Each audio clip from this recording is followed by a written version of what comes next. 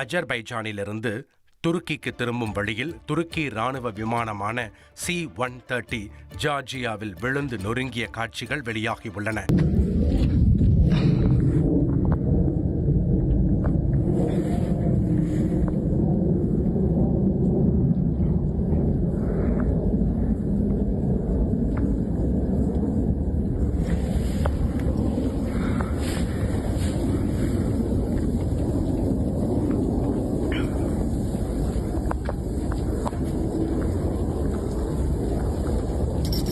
முன்னதாக அஜர்பைஜானிலிருந்து புறப்பட்ட ராணுவ விமானத்தின் விமான வழி பாதையை காட்டும் வீடியோவும் வெளியாகியுள்ளது.